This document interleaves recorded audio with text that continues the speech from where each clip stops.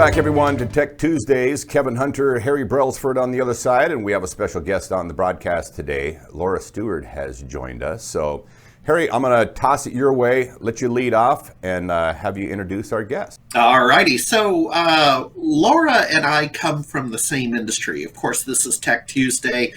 We come from different coastlines. I'm up in Seattle, Laura's down in Florida, but aside from that, we both come from what we've talked about a lot on this show, the managed services provider community, the partner, the reseller, helping small and medium businesses with their technology. But as I got to know Laura, I discovered Laura's a lot more than just that background. She's something of a Renaissance person and has a radio show down in Florida, and is a bigger thinker, right? A behavioralist, if I consider that a compliment. With that said, Laura, I probably mangled the introduction. Why don't you please introduce yourself here on Tech Tuesday? Well, I don't think you mangled it whatsoever. It's always interesting hearing yourself introduced by anybody. And Harry, you and I go way, way, way, way back. And to hear you say those words about me and call me a behavioralist is a huge compliment, because I've never thought of myself that way. People call me the chief questioner, the question lady, the queen of questions, because one of the things I've learned, especially in the world of tech, is that we need to ask a lot of questions. And when I had my tech services business, a multi-state, for 15 years before I sold it, one of the biggest things I found with the clients is if you ask the right questions, it was amazing how a business and a life could transform. And, you and I have had many deep conversations about this, both on my radio show and in person. And for me, what it's all about is that when I wrote my book, it's about how do you help somebody ask the right questions? Because that's the root of existence. Oh, you're so dead on the money with that, Laura. The right question. It's kind of interesting because, I have visited with some really, really intelligent people over my lifetime. I've been involved in media and doing radio like yourself. Actually, I started back in 1999. And one of the things that many of my guests would say is that you ask really good questions. And I found by really appreciating a conversation from that side, what are the right questions? What you can learn about anything, and how much deeper you can go than anybody else by asking the right questions. So dead on the money with that. Bravo. Yep. Yeah, and go ahead, Harry. Go ahead. No, go ahead. Let's just get dovetail. Kevin, you were talking about theater and you were talking about, life. Mm-hmm. And I think one of the really big keys to asking the right questions is really listening and watching and observing what's going on, because I could rattle off 30 questions about anything somebody's going through, but if I'm not observing them as they're talking, if I'm not listening to what they're not saying between the words they're saying, then we really can't come up with the questions that will get them the answers that they really need, not just the answers that they want.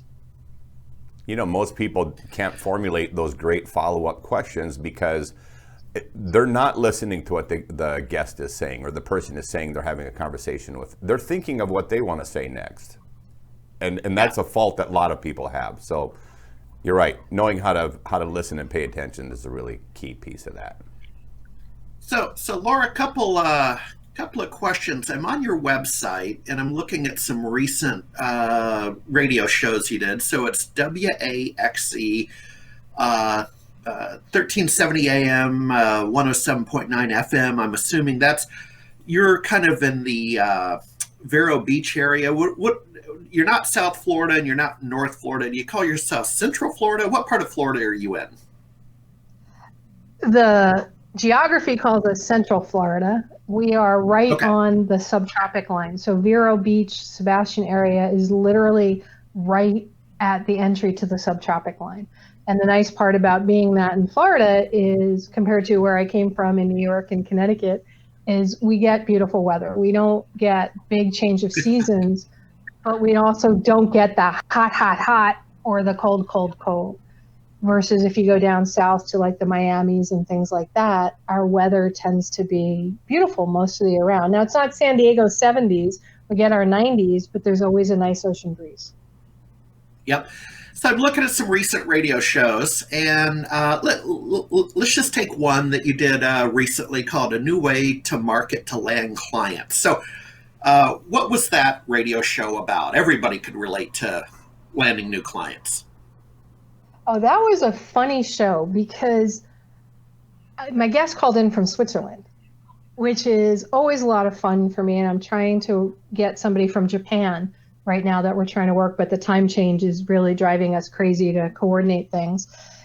And my guest was recommended by somebody I love and adore, Lisa Peterson, who talks on money and different topics like that.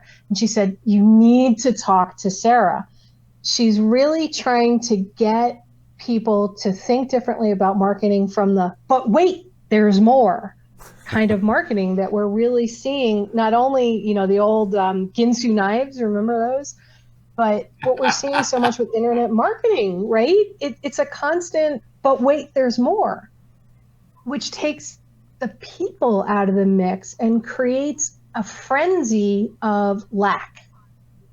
And if we could change the way we're marketing, which is her premise, to a more gentler way of marketing and get back to that connecting to your customers that you want, understanding what their needs are, and they're going to come. Your clients will come because your products are constantly there. You're going to get repeat customers versus this whole idea of, but wait, there are more, where you get a one-time customer.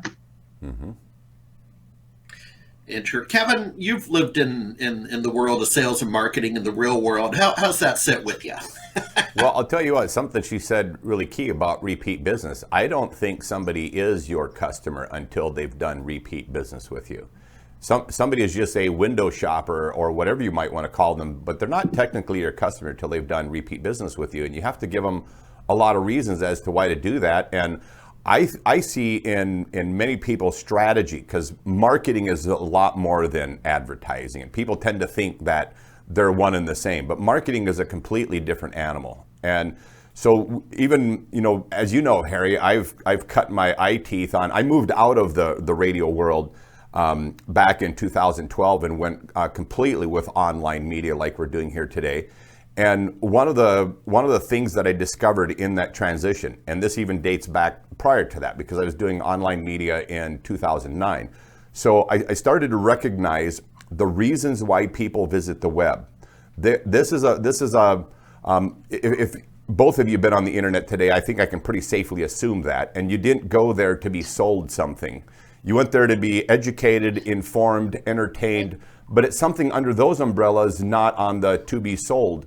And a lot of people take those advertising ideas in traditional media, whether it be radio, TV, newspaper, sending out flyers, etc., and they take that really salesy approach to the web and completely lose their audience. And where marketing is completely different than that, you're forced to market when it comes to online media. And so if you aren't educating people, if you aren't informing them, if you aren't entertaining them and using that strategy on the web, and you get too overly salesy, you don't have the chance to even get the shopper in the door, and you certainly won't get that repeat business with people either. So it's a different game, and it's one of the things that I've noticed, and perhaps Laura, you can speak to this. It's one of the things that I've noticed that many businesses have really struggled with their marketing online, is they take that idea from traditional media and try to move it into an online world, and it just flat out doesn't work.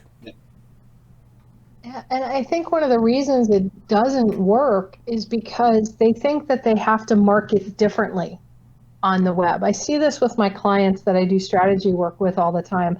I see this with questions I get from the listeners of my show and readers of my book. It's, well, but I'm marketing to different people on the internet. And I'm like, no, you're not. Either you know who your client is or you don't, and you know what they respond to or you don't. Mm-hmm. Yes, the tools you use, the tech you use may look different, but it's still the same thing, no different than if you were sending a mailer out to your client or at a Chamber of Commerce networking event where you're face-to-face to somebody.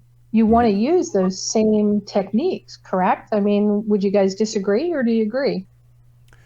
No, I do agree with that. I don't know what your thoughts are, Harry, but I do agree with that. And something that I wanted to mention just really quickly. So when I was touching on the informational, educational, entertaining type angle that you need to take competing Can you hear online. me now? What's that? Yes, we can hear you now. Okay. Yeah. So if you think about those three things, information, education, entertainment, you are touching into two different things. You're touching into a crowd that would be inclined to buy your services if you connect with them properly, but you're also going to connect with what I call the do-it-yourself or the DIY crowd. And in either way, that person, no matter who they may be, who first receives your message, if it's done well, you can connect to a client no matter what happens. So let me just give you an example. If you did an advertising on oil changes and the proper way to do it, just as an example, somebody who wouldn't be inclined to change their oil at all will recognize your expertise and bring their car to you. Somebody who does their oil changes in their own garage might borrow some ideas from that. And when they share with their friends, hey, here's how I do my oil change, they go, how did you learn that? Well, I learned it from so-and-so online. And in that crowd of people they share that message with are people who buy your services. They're going to go, great, it sounds like that person knows what they're doing. I'll do business with them too. So it's your opportunity to explore and expand a market online happens very rapidly if you approach that marketing correctly to begin with. Harry, are you vocal again? Yep. Can you hear me now? We can hear you now, yes. All right. It's a Tuesday. It's Tech Tuesday.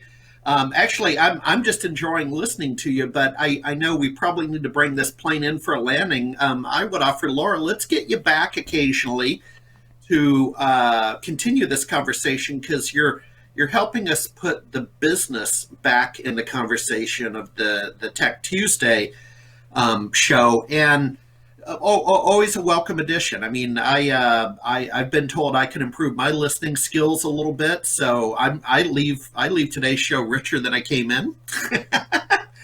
Laura, could you do our viewing audience a favor, and actually like myself as well, because I'm always interested in people that can come out, speak intelligently on given subjects.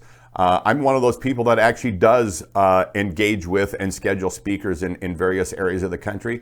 So share with people, what are some topics that you go out and speak on, and kind of your role as a recognized speaker. Sure, absolutely. I'd love to. And, the biggest thing for me, Kevin and Harry, is the whole idea that questions are more powerful than we could ever imagine. And I've done keynotes on this, and I've done workshops on this as well. It's teaching a process to help you formulate the right questions, to know if your goals are truly the right goals that you have. Because so often we set a goal, but we really don't know where that goal came from. What's the why behind it? And is it really the right goal for us? So one of the things that I talk about is how to formulate the right questions, how to know if you're asking the right questions, how to build the people around you, because a big part about asking questions is asking the question of the right person. Mm-hmm. If you ask the question of the wrong person, then all you're going to get is their experience, and not all the time are their experiences the right experiences to base your answer on. Mm-hmm. Let me give you an example of that. When I do keynotes, and I do a lot of keynotes at tech events, because Harry, we're geeks, right? Although I consider myself more of an intellectual badass than just a geek.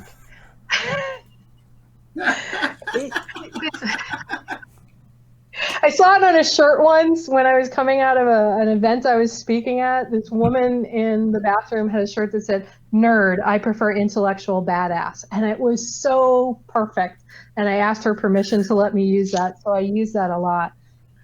So So when I speak about how you can learn to ask the right questions, what the most important questions are you can ask of yourself and others.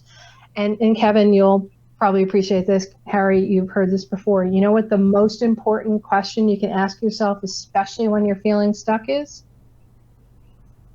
What would a wise woman do?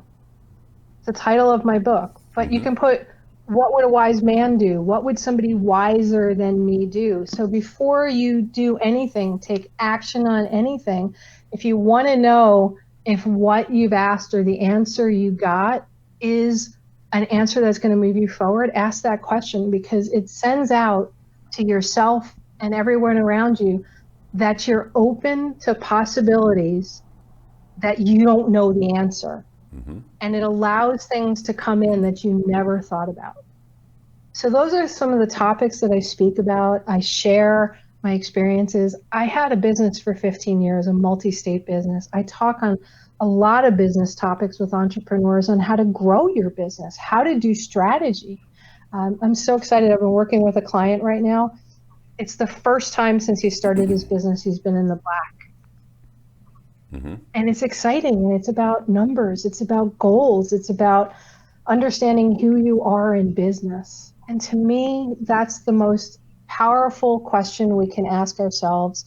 And Harry, I know this is something that you're re-looking at with everything that's happened in your life now. When my mom passed away 2 years ago, I didn't know who I was. The last of my family had gone. My entire purpose of my life was in some ways caregiving. Even when I owned my business, Kevin, I caregived for my clients, my staff. And all of a sudden, I didn't know who I was in the world and who I wanted to be anymore. And that's one of the biggest questions I think we can ask ourselves, is that one. I hope that answered your question. I was kind of all over the place with that. No, it was. Yeah. Good stuff. Harry, you have anything else that you want to add to the show today? Well, no, I just, like I say, Kevin, I'm making some side notes here. Laura, more than serious, but please consider joining us quarterly or thereabouts as we go into 2020, because Kevin, this would be a neat direction to go with the forthcoming year, and shake up, kind of shake me up a little bit and shake up the audience a little bit, and have a different conversation. Laura, bottom line is we've been just a little heavy on cybersecurity and sort of some topics of the day, and I want to extend that invitation to you. So please consider it over the holidays that are coming up, and we'll circle back to you in 2020 a handful of times. Thank you. Well, I would totally be honored to do that. And if I can throw something, since it's Tech Tuesday as well, we're going into the holiday season, right? Where people are starting to buy all sorts of technology. And you know me, I'm a cyber geek. I write an article every month in a magazine, and now I'm about to start reviewing podcasts and writing an article for a podcast magazine on tech topics. And I think something that everybody should be thinking about going into the holiday buying season, where, am I getting the newest, greatest iPhone, or an Alexa device, or the Facebook portal, whatever it may be. If you really want to protect yourself from identity theft and any kind of bad things that can happen on the internet, we need to think about the devices we're buying and how we're using them. So going into the holidays, think before you buy tech. Is it something I really need? Is it going to advance my life? Is it going to move it forward, or is it going to separate me or my loved ones from really engaging in the family? And then if you do buy all the Alexa devices, the Siri devices, all of these smart home technologies, find a real geek, a real cyber geek, a business person who knows how to lock those devices down to protect ourselves, because we need to ask the right questions around tech and how we're using it. Well, all great points. Appreciate you joining us here on the show today, Laura, and we look forward to connecting with you down the road. Kevin Hunter with Harry Brelsford here on Tech Tuesdays. Our special guest has been Laura Steward. Check her out in the links that follow here with the show. Again, thanks everyone for joining us. Until next time, take care.